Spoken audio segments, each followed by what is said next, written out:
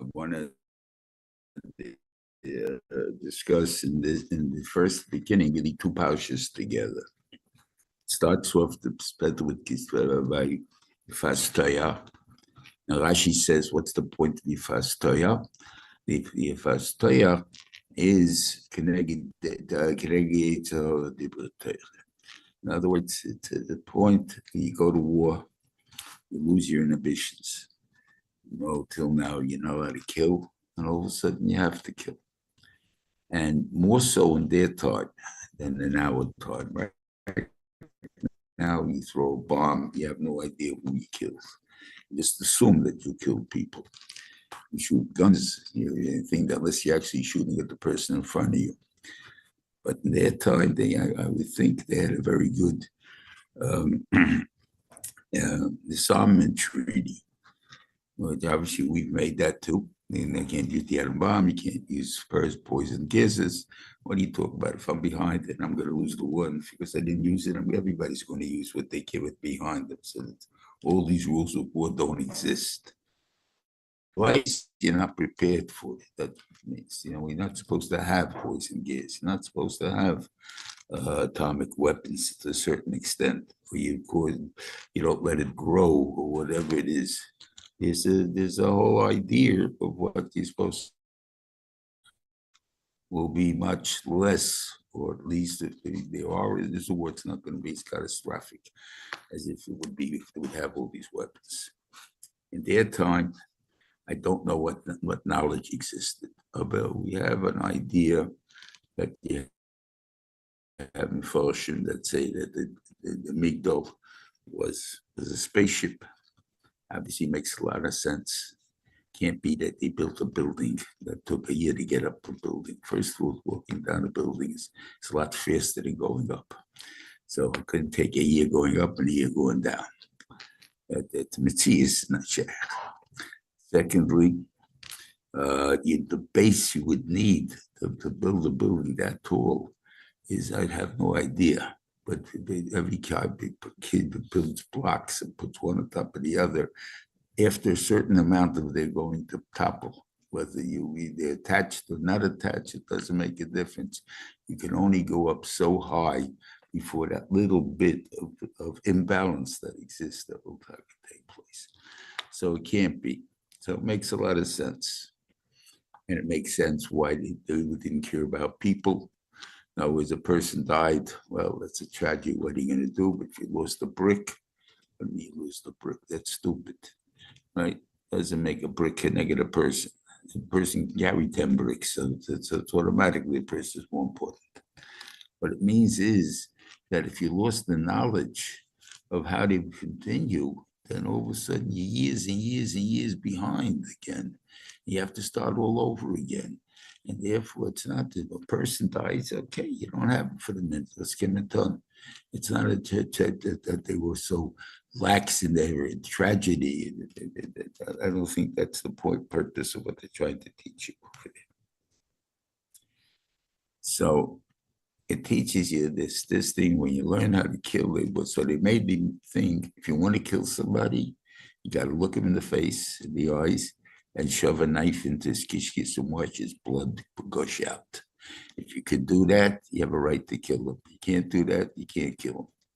So therefore, the war becomes, obviously, people don't want to go to war because it's too personal. It's personal. They can't do it. And so that's the thing. Now you have, so therefore, but you lose your inhibitions. If I have to do that and I go and I do that, so obviously I'm going to learn how to take blood, and I'm going to learn how to be able to not even like blood and this and whatever it is, and stuff like that. So therefore, there's a point in that. We learned in Ben Seir Meira, what's the use of Ben Seir Meira? There's a Mandiyama, there's three, I'm not going through all three now, I'm just going to talk about Ben Seir Meira.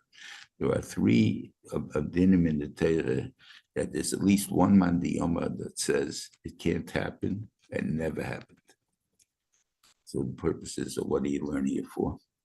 Learn it and you'll get schar for it. That's a nice thing to tell somebody that has the goyim, let's say, they have Zayin mitzvah b'nei noyach. So I say, okay, I want you to learn a little bit more. So learn new ideas. Okay, fine.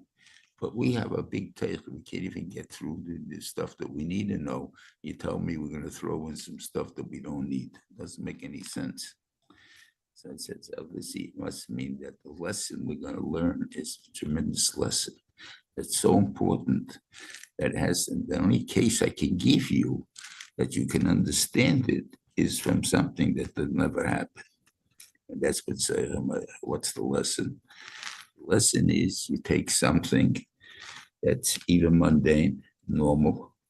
You take it to eat food, meat, and drink wine. Okay, people do that. But you make it into a habit, make it into a standard, into a style. That's us. You don't do things, you don't make any Yetzer Hara beyond what you may not be able to control. And that's what you're not allowed to do. And this really, if you want to think about what it applied to, smoking, or dope, drinking, these are things that it gets to a point where you have no control over it. And that you brought that on yourself, you bring it on yourself. That's a person, because ultimately he's going to be a murderer because he can't control himself. That's the point that it's trying to teach you. That's been Seforim.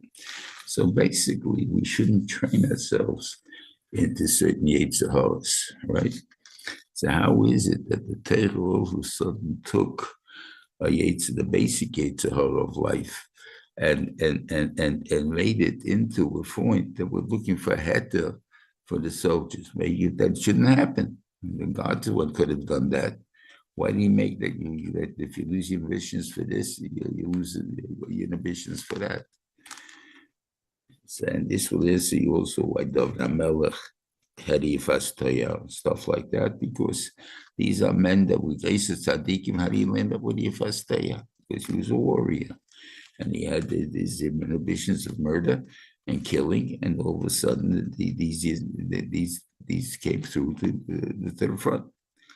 So the Torah is telling you, I think this thing is, and I think this explains the Yisur that Chazal, the Torah made of Nidus, and what the Torah made, and what the Rabbanan made about Tumas Keri, which would end the thing. They took something that's a natural Yetzer Hara, and they made tremendous limitations on it. And by making these limitations, they made these surah. And the person could break with limitations. The Torah is not trying to make limitations. It's trying to redirect your attitude. If your attitude is to satisfy yourself, that's a dangerous thing, because you're just going to grow and grow. The more you satisfy yourself, the more I don't mind getting the Yetzer Hara again, because I'm going to satisfy myself. If the idea of the Yetzer Hara is that I'm going to supply somebody else with anoia, that's what I'm doing. It's a love. That's a showing of love. That's a point that you can live with. So the Torah is telling you, this woman, you may have to take her as a wife. And as a wife, you have obligations to her. And obligations mean this is not just a one-time deal. It's not just to get rid of you for the moment.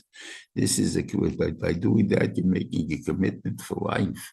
If you're willing to do that, then okay, and then that's okay, because then you're automatically transferring the ideas of self-satisfaction to pleasing some other people. And love is a great thing. So I think that is the Yifas Toya. You have the second din that's brought down is an union of that you have two children. You have a wife that's a kosher wife and a wife that's not so kosher. And because you want to look good to the neighbors, you want to make the kid that's from the kosher wife the bechor. Says you can't do that. Now, one of the reasons why a bechor gets pishanayim, okay, I don't know if it's a real reason or that it's just something to think about, is that the bechor is the trial child. In other words, you learn your parenting on your first kid. and the errors and all the other things that you're going to make is going to be on him. Because of that, you have to understand you deserve something for this, for what you've done to him. Okay, continue to Pishnei. You'll ask me if that's the case. Why not about girls the same way? Like, you try them.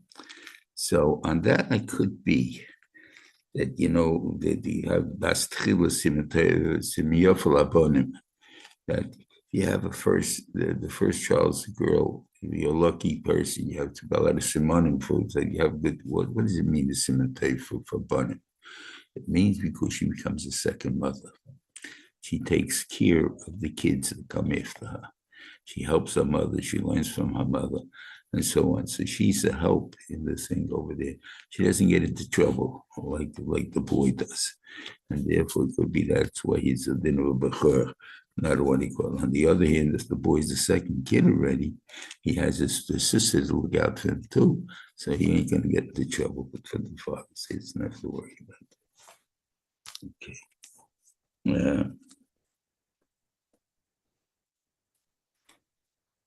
It talks about Hashavas Aveda, right?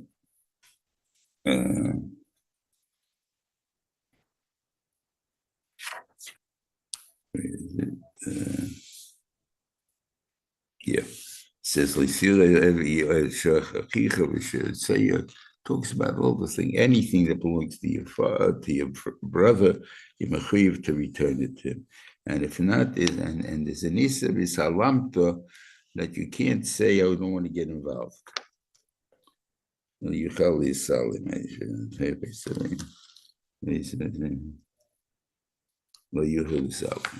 the last words. There's an lava v'salamta. I'll give you cases that exist. You come in yeshiva, Hashem. You have honest boys. You'll have how many pages of lost? I need whatever they have the bulletin board. You'll find maybe 5 pages of lost. Cut a single line, very good. You have a few hundred things there, 100 things there. Good, very nice. Found, you'll find 50 pages. What happened to all the other things that were found? Nobody's looking for them. Well, maybe that's our society. We don't feel so much about it. It's true. Let's say, I'll give you a mushroom. One of the problems we have, and we don't want to change it. We're good parents, and we want to make sure our kids have good coats. It's cold in the winter. You want to buy them a nice coat. Describe your situation, a very simple situation. We have handball courts, right? It's a nice day, and the guy goes down in his jacket, and 2 guys, and they go into a game of handball. You run around a little bit, you get sweated up, you take off your coat. We put it on the side, and then somebody screams 15 minutes later, Mincha. Everybody runs up for Mincha. Where's my coat? I left it on the ground, but I don't remember that. When do you remember you're missing your coat? The next time it's cold. That's why the coat's not there.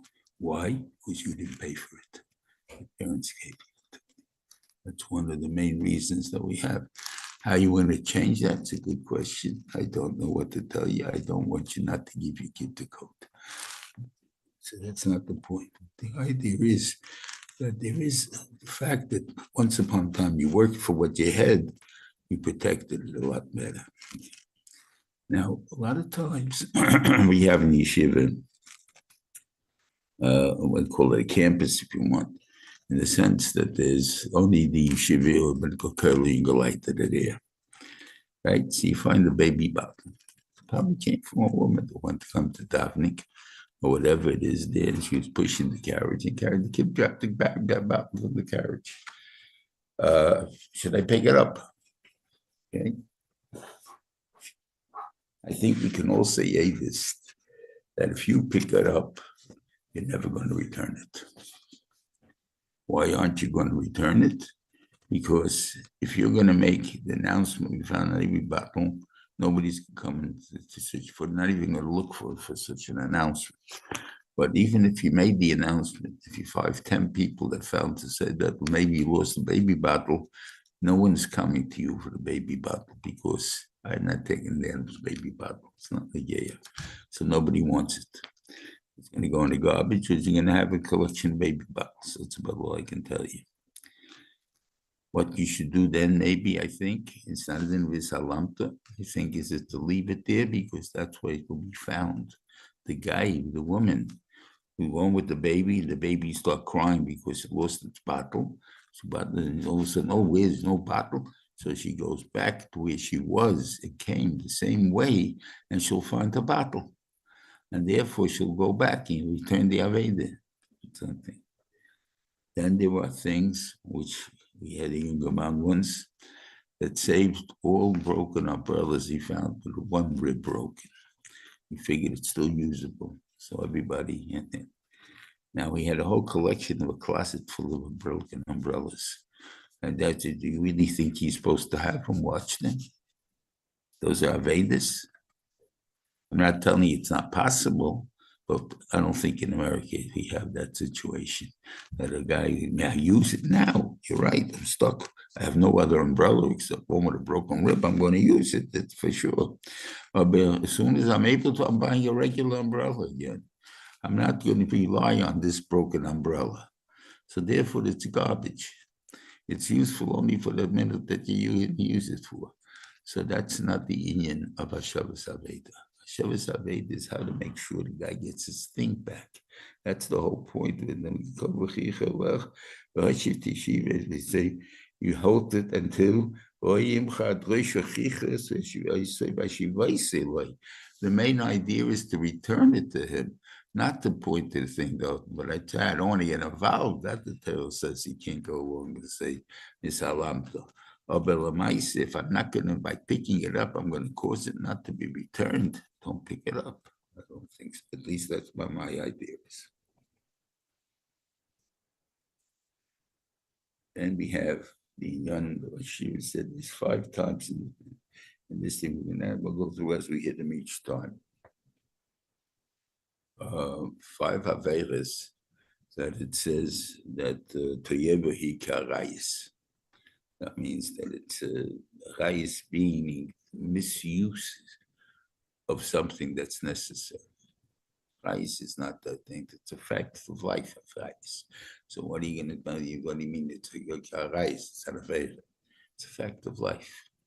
But the Torah wants you to use it one way, not to use it another way. That's the point. There's a whole thing. It's used for reproduction. It's used for the world kimoilam, whatever you want to call it. It's not used for fun and for schmutz or for whatever it is that's out there.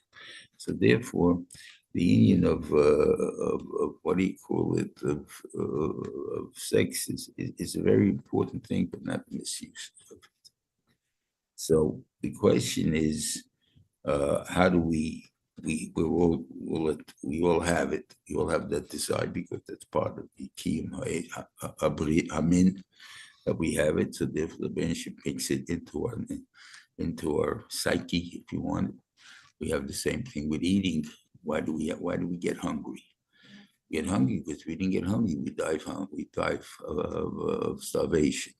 Because you get involved in something, you don't realize you're hungry, so you're going to keep doing what you're doing until you're going to fall and you can't do it. So mention made that you get hungry, you're thirsty, you get what do you call it? So here also is the same thing. In order to keep them in, there has to be a time when it becomes a yitzhar. Okay. So now the idea is that I'm doing it for yitzhar point, but I'm not really involved in the yitzhar.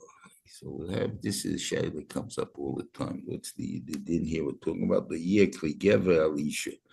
Now, a woman shouldn't dress up like a man shouldn't dress up like a woman. And so that you'll find that normally a boy looks like a boy. Girl looks like a girl. When she wants to look like a boy, all of a sudden, she looks like a boy. Or a girl looks like a girl, or the girl looks like a boy looks like a girl. All of a sudden, you start thinking different things about these people. what do you call it? When it comes to Inyanim of Kukam Ta'arais. So what you're really doing is you're creating a Yetzer Hara that right now doesn't exist. You don't have any, what do you call it? It's not a girl, it's a boy. It doesn't look like it. I'm going to create it, or I'm going to have entry into places where normally you can't go. And now I'm going to have anoia from what I'm doing. So that's the thing. You're teasing your Yetzer Hara. You say, nah, I'll never do it. So you'll say, well, that's very nice if I do it for Shem Avera, but I did it because making a Purim play. Yeah, but the Purim plays where you find out if you look like a girl or a boy. That's where you look at it. It's only at the Purim play you found it out. Like this, you didn't find it out. Like this, you look like a girl, you look like a boy. So what you want to do is you want to identify who's the boy in the play, put pants under a dress or something like that. So things like that, where the outcomes kind of make blue and red. You guys will forget that. Like I can't ask you what you should do then. Or make a play that somehow doesn't require male and female. You have a lot of musa without that.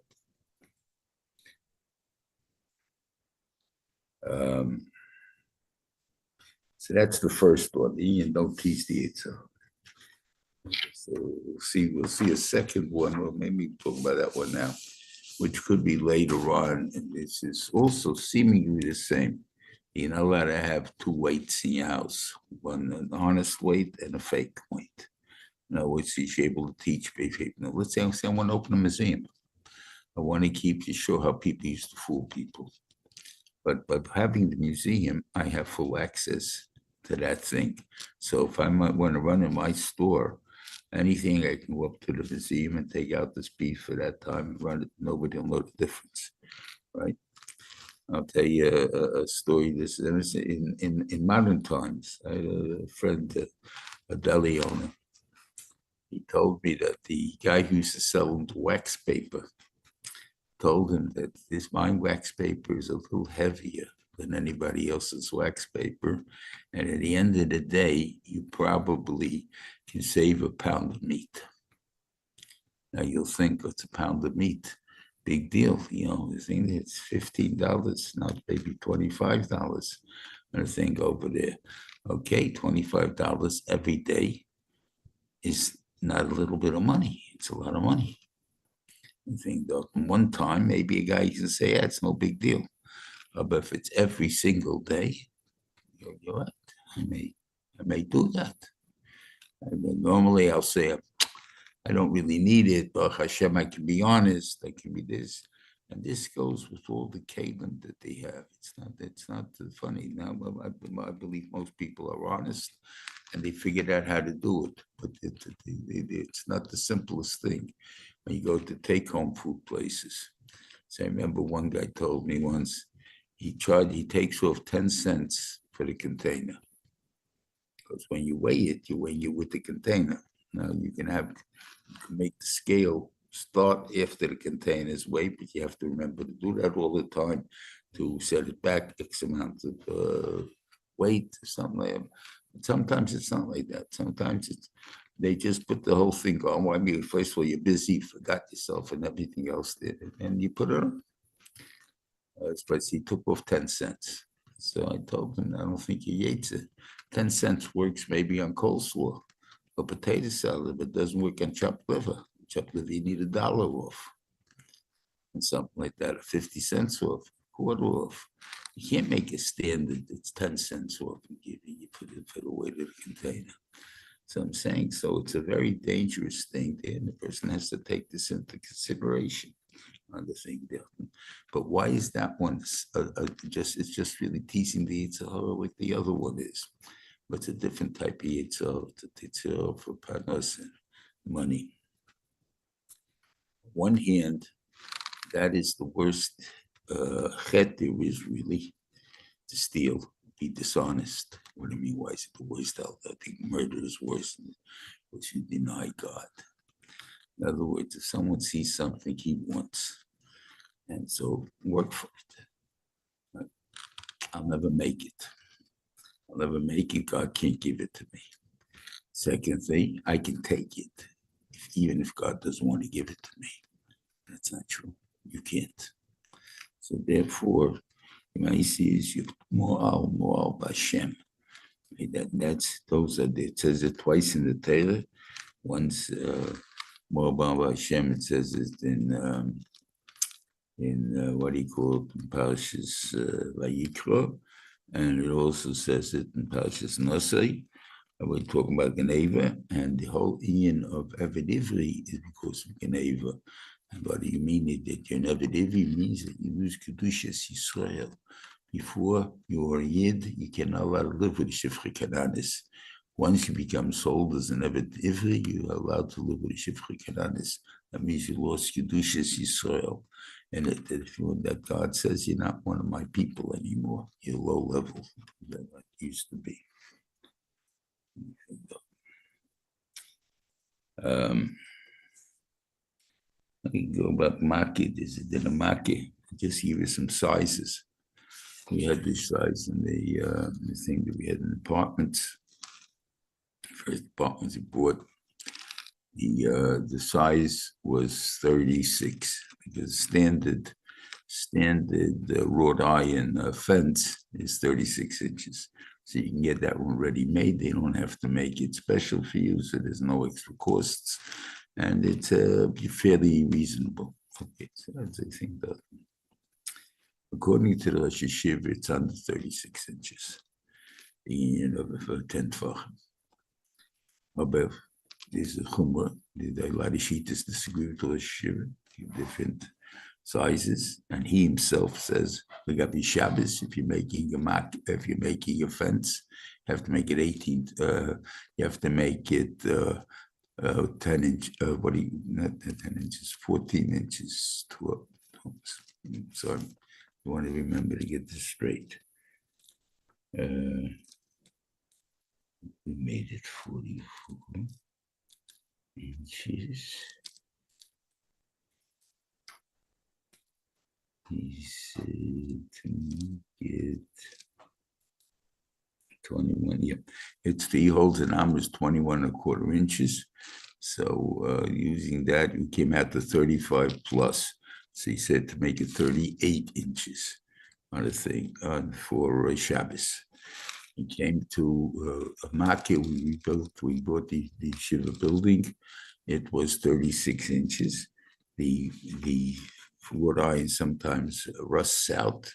We had to replace it. We replaced it with 40 inches that time.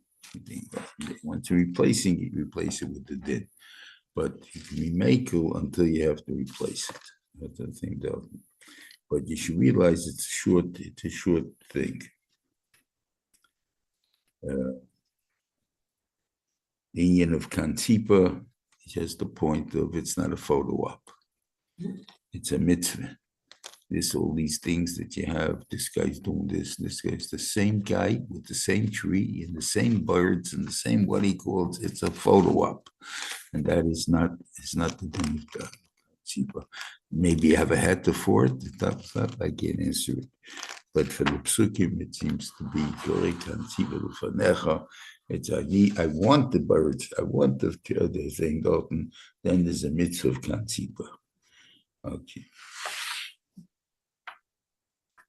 They have shatnez. I'm not going through that now. And give us about that. Okay. Yeah. Shemra, Mighty Shemra, and stuff like that. You'll have in the Torah, I have in the book, is 10 times it says that what he called it. Now, it's 8 times, 2 times it says about Yisrael, and 7 times I think about and one it says slips mind what the 10th one is, or there's a 12 altogether. There's different ones. I go through all of them, and the thing that that's not there. But the basic difference, I think, is when it says Yisrael means something that's a natural tendency, which is arayis. So then something like that. So everybody has to be aware of.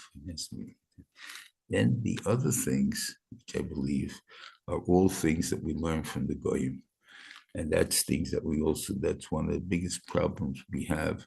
And that's why when we left Mitzrayim, and the Ikazach was that we should remember the day we left Mitzrayim, not the day we became free, because that's the day we got rid of the culture of Mitzrayim. And that's a point that's a bit, the culture is bad. You see, so what's wrong with the culture of America? Okay. First of all, the American dream itself probably is a problem, and it seems that is the tachlis of life. I don't think so. In the win at all costs, I would think is also one thing that isn't far from our ideas and stuff like that. There are more than that. All laws are made to be broken. It's also the Torah's are not made to be broken. And stuff like that. There's these, and we live these things at internet. That's why we're always looking for angles, how we can get around the law. We're not trying to get around the law. The Torah tells us you have to listen to the law, how to serve God. All rules are meant to be broken. Rules, yes, but not Torah rules. Those are laws. Laws like Goyish laws and things like that. Good. Fine, you get away with it, but then pay it if you didn't get away with it.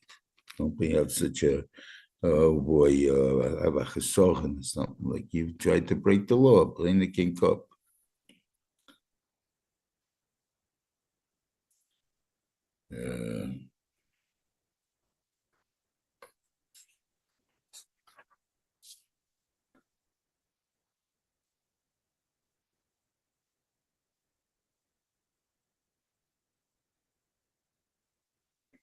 The union of Amoni Mayovi.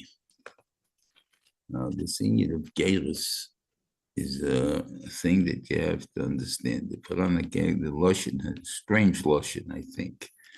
That the Geshon is God, Kikot and Kinedlo Dummy. Geirus is God becomes like a new child. Why say new child? Just say he's a new person. It's not the same guy he was before, that's all. And the same over there.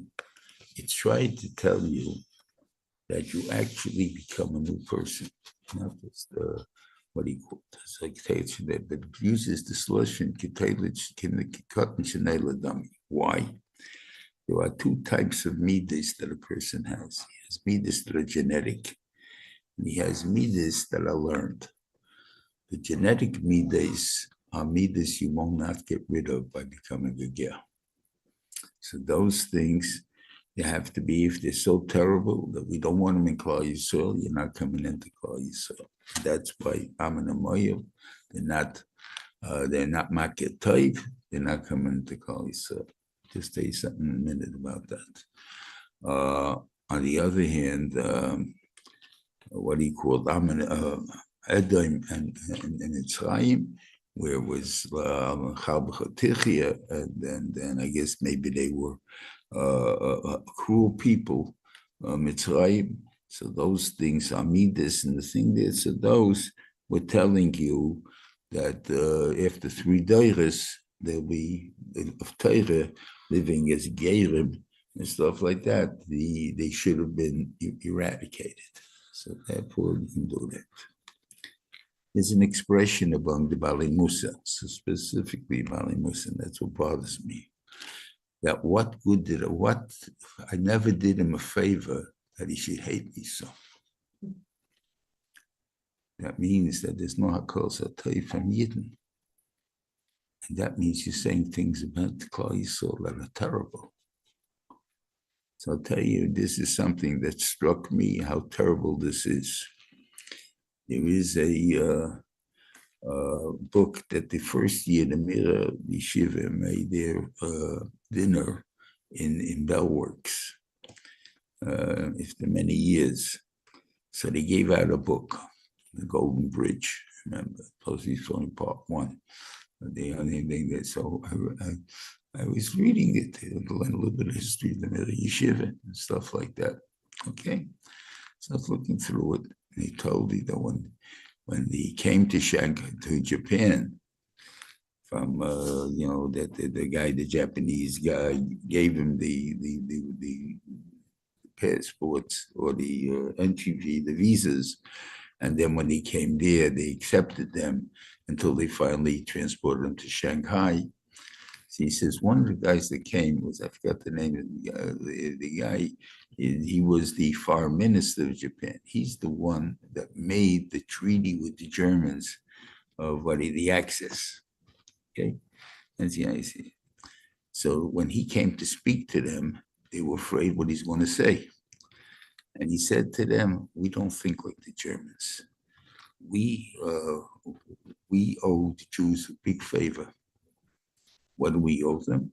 That 1905, when they were fighting the Russian-Japanese war, that the thing that nobody would loan them money until, what is his name? Oh boy,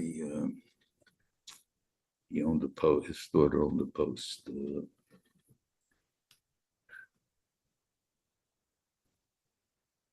Jacob,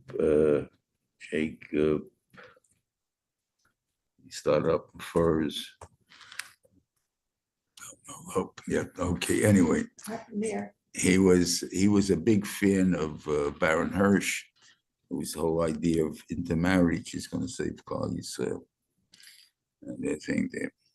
So he loaned the money and he got the money and he won the war.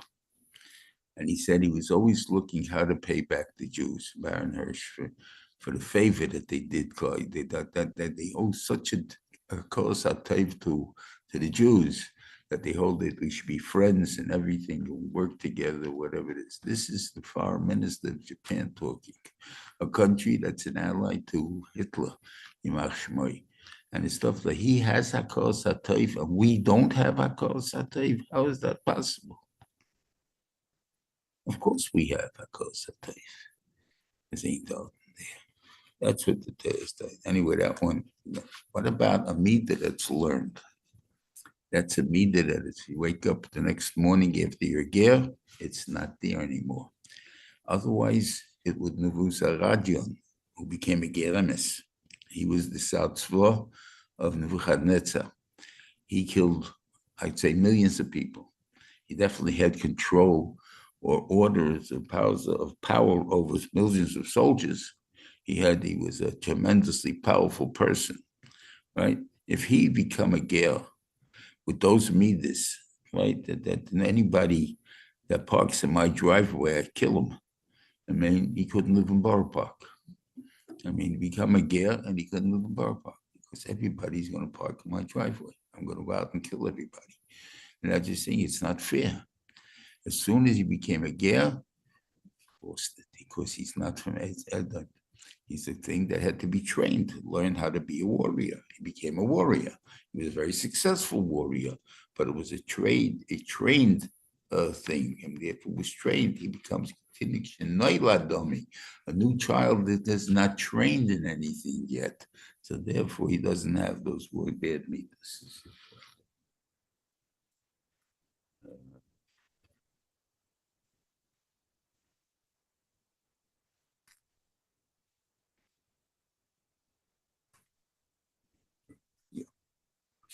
Okay.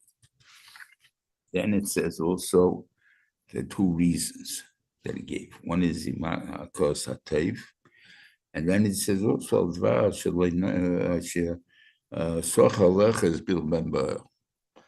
I find it there are two different reasons.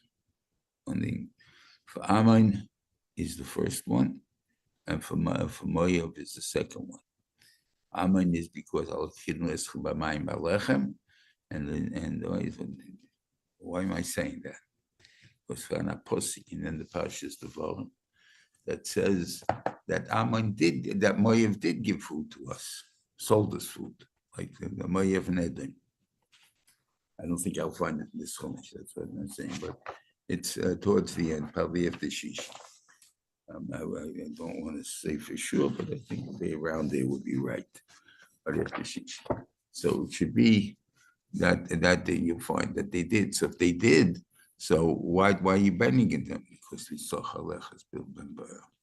Now you'll say, why is that like that? I don't know if you ever heard the story of the Rosh Yeshiva and the Bnei Slate It's quite popular. People know the story. Okay, so it comes out that the mother of Moav should be really a bigger heroine than the mother of Ammon. She's mefasa herself for all generations by saying that this child came from my father, right? By calling him Moav, right? That came from my father. I could have called him Yaakov, but nobody would know the difference, right? After 2 generations, everybody would forget it. But no, I called him Moav, that you should remember that that's begins to deny the what do you call it, the Yoshki, what do you call that? You should know that there's no such thing as a benshim having any kids and stuff like that. If it would have been, if there's even if there's a tzaddik like late, and it's a tkonius like his daughters, it says on them of Ishla Yadom in Zedom, then you know that, and there's nobody else there, and she's pregnant. It's from her father. The question is, how does it get there? That's on Kashi, how it happened. But mice is that's some tzis. It doesn't happen from the air. It doesn't happen from God. That's the point. They put that's why Mashiach belongs to them. That's the story of the Hashiv. I mean, but the idea is that the Beishim really should be paying her bigger schar than that. And yet it says in the Torah, like Sigabam is by Ammon. Sigabam Mechome is by Moav. By Moav, you're allowed to shepherd them, but you're not allowed to kill them. And you're not allowed to go to war with them. And Ammon, you're not allowed to shepherd them. And they took him and he came, Balak Balak saw which also the soil to the Amori. So he was the king of Moav Baisahi. So he said, what did he see? He saw how they were able to wipe them out. They were stealing from them. In other words, you don't want to sell us any food? We'll take it. There's nothing, no problem with that. So they took it. So it became Vayakutsu with Bnei Yisrael. So Rashi says, just like Rifkin and Yitzchak used the Lashon Kotz with Bnei Yisrael, that's the type of, that made their life meaningless. And so for that, what did you want from them? They shouldn't defend themselves? Of course they're going to defend themselves. That was the time it does. And he went to curse him so the offenses should go away. But the problem, the Bilam says, I ain't working unless they go for genocide. And they went for it. That was what they have, they're not coming into Klal Yisrael. If they would have said, no, we can't do genocide, but we just want to just defeat them, then we're out of here. That would have been fine.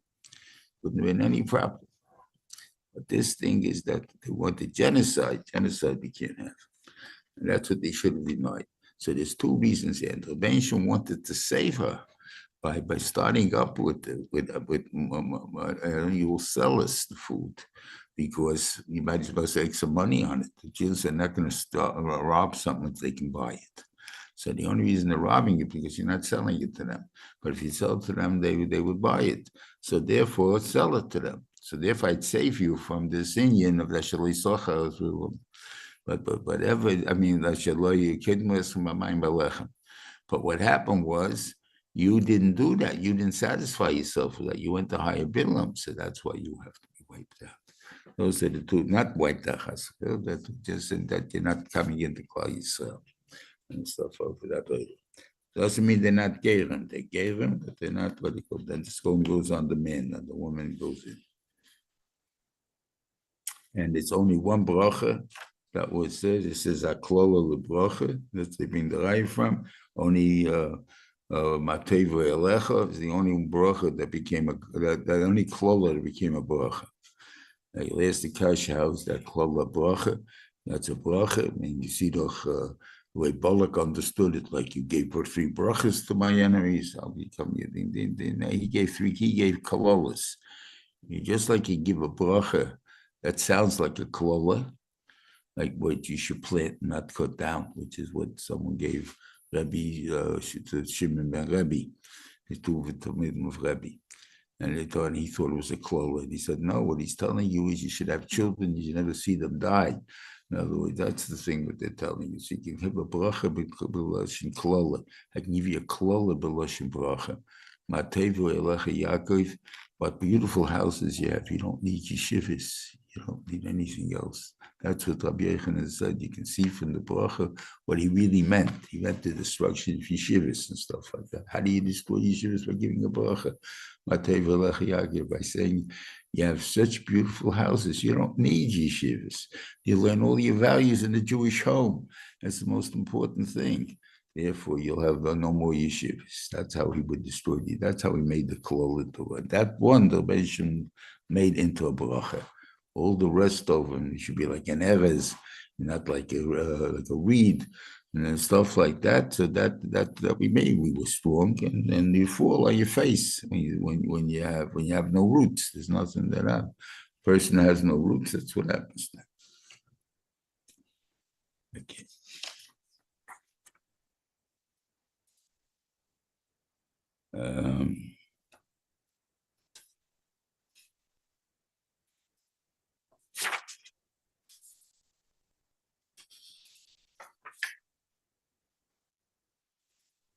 The Esnan Zaina, another one of the 5 things.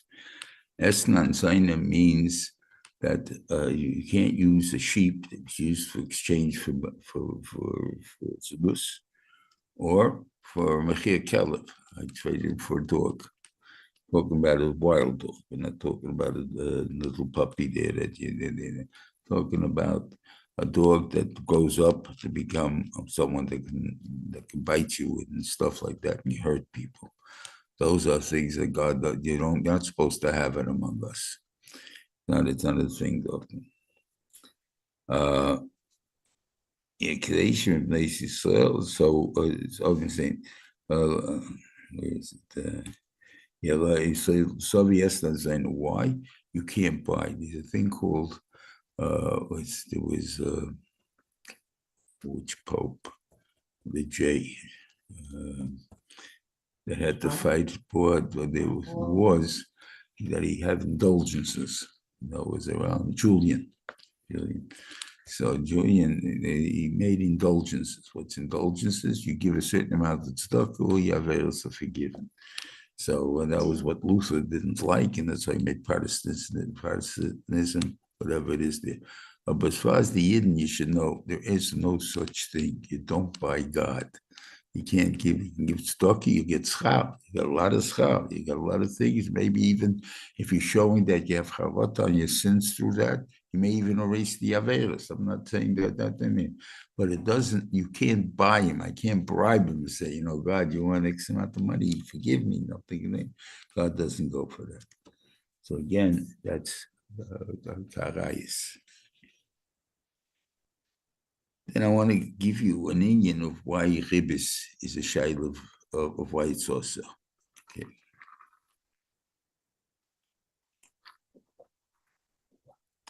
You'll say, Nemes and ribis is what saved the Jews in the Middle Ages.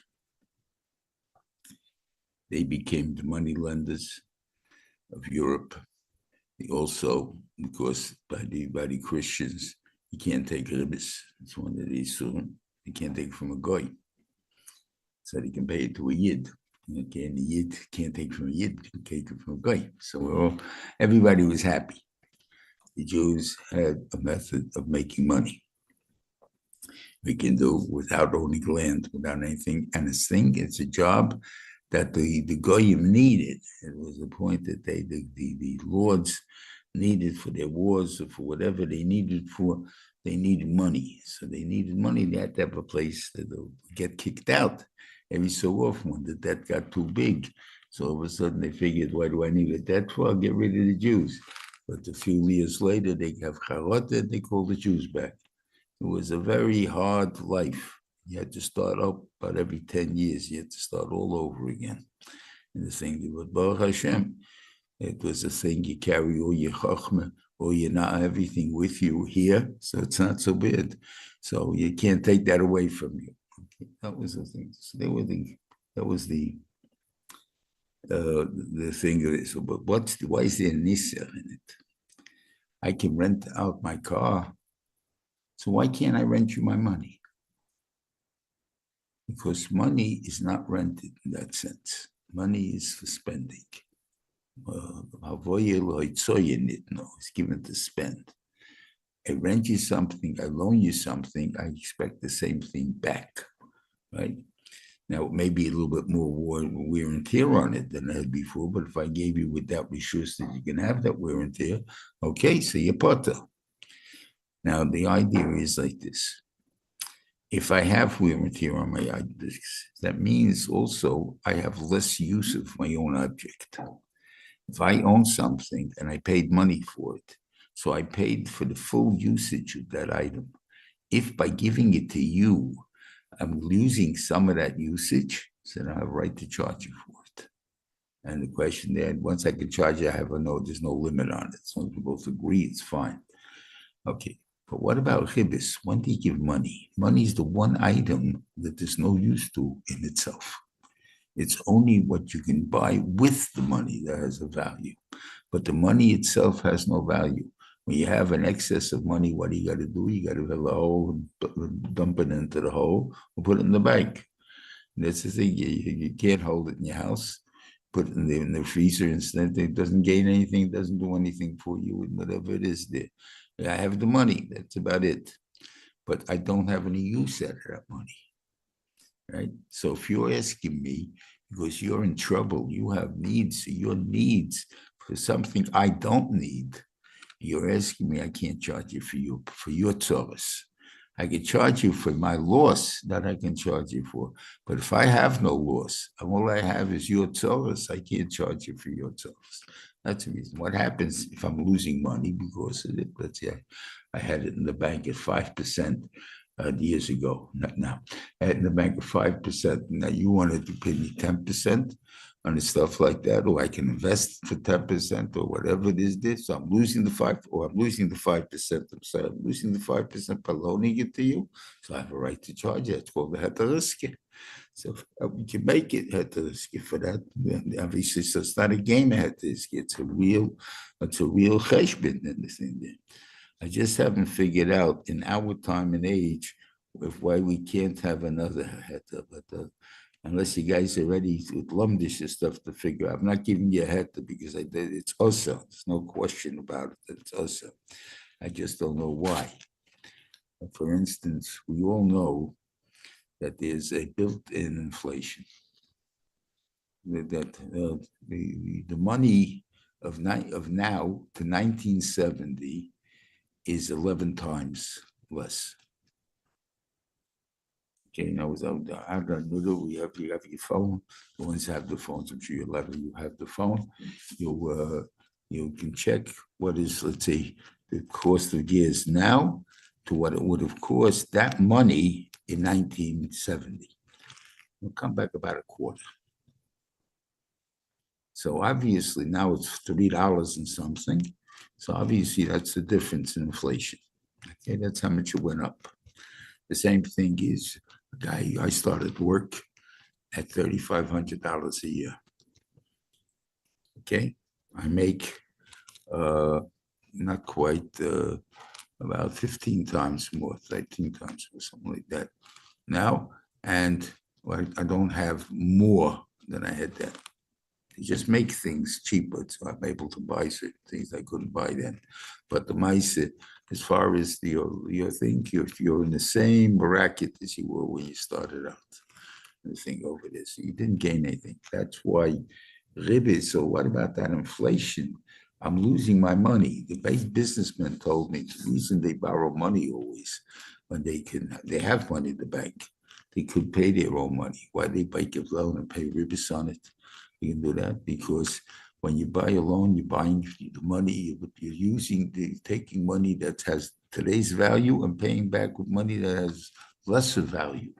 And that's why should I pay you with good money? I'll give you poor money. That's the reason. Okay, so if that's the case, so why can't I charge ribis on that? Means I'm automatically losing on the thing over there. Okay, I can't answer that question at the moment. So that thing over there.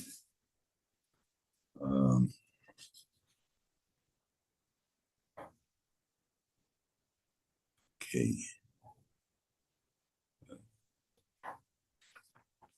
Then you have the union of of Masik Shose, which is also in the ones of the Teva Rayis. Again, that's a Rayis in itself. Now, it's a very funny halach. This is something that you have to understand. If a guy married a woman, he divorced her, and she was mizaneh, and then he marries her back again, that's totally mutter. If he gives divorces, if he was his wife, and she marries somebody else, and he divorces her or dies, it's also for him to marry her. It doesn't make sense. Do an avera, shmuta. You don't do an avera, it's also. Okay, so Saitzai Shiur explained it to me like this. He says, that Ibn Ezra describes how you're supposed to treat your friend's wife. Well, one of the problems we have, Baruch Hashem, it's a problem, but I hope everyone has figured out how to do it. Certain issues make certain rules about how you treat it, whether it is a good rule or not, I'm not getting involved in that. But we have, the younger light have generally all gone out with everybody else's wife, right? Until I decided this one. So there is thoughts about Yenam's wife, right? So it gets into trouble. So the idea is they're not supposed to think about Yenam's wife. So the Ibn Ezra gives an eight. How do you do that? If you become somebody else's wife, she's the king's wife. The king's wife, if you think about it, you get your head chopped off. So all of a sudden, death people are afraid of. This you should know even in Klein Averis. I tell aces to people that they do certain things wrong and they realize it and they want to stop. I tell them simply bite your finger like this. Give a bite, it hurts for a second. Not doesn't mean a bite through the skin, just give a bite, it hurts. But it doesn't hurt long, it didn't hurt too much. But if you do this all the time, you get tired of that too. And therefore you stop seeing Yetzirah. The same thing, if I know there's death awaiting me for this, I have no Yetzirah for it. The Yetzirah is only because I want to have the anoya and I'm going to get away with it. If I'm not getting away with it, I don't want it. Okay. So this is the way a person is supposed to think about someone else's wife. If once she gets married, I can still have her back. I can still get her, even though she's married to someone else. Why? I'll go and I'll bribe him. I'll give him $1 million, divorce your wife for a week. And I'll marry her, and you'll marry her back again after the week.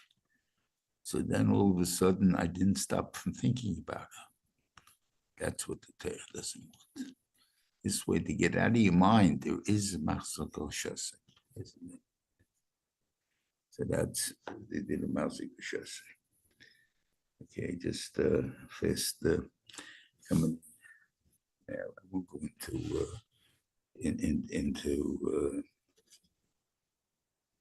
Saitzai because that is an Indian that says so it says, Rashi says, there's no riv, that shalom doesn't come from a fight. If you reach the point of a fight, then you need something more than just to make shalom and this stuff over there. Words, this thing there. But if it came to the point of yeriv, so if you try to make shalom, you'll find that it doesn't really help in those type of cases. But so that's one thing. But Rashi brings down a medrash. That who is Geirem light to be Perish from Afram? The riv between the Roy Light and the Roy Avram. Let's think about what that meant. That means the Roy Light, when they went out, put their animals on the field of somebody else. And they were, and the Roy Avram, let's say, asked them a question, said, late, what are you guys doing? So they said, well, the land's going to belong to Avram anyway. The only inheritor he has is Light. So it's going to go to Light anyway, so it's not stealing. So he says, well, very nice. You know, I hear what you guys are saying. But Avram told us when we go out with our shop, we should put it to the midbar. Why wouldn't he tell us the same thing? that we should put it on somebody else's field. So obviously we have to ask him. Okay, when we get back, we'll ask him. Nobody would steal in such a case. Very late would have said, yeah, it's a good question. And then they'll take him off and they'll go into the medbar. But the first thing that the Rei Avram said, crooks. And the other guy said, we're not crooks. We're honest people. He said, well, we did this because of this and this. That way you cause the fight. You can't make it into a thing. And this is wherever you get in, don't call names the first thing of what he called, because then you know that you can't make shalom anymore. He made it into the fight. Once he made it into the fight, there's no more shalom. Anyway, have a good Shabbos, everybody. Hatzlocha Rabba. I have Sheva brachas for my great-grandchild. And child, they got married. Yes, Hashem. A good Shabbos, everyone. Good Shabbos. Mazel tov. Mazel tov. Good Shabbos. Shabbos.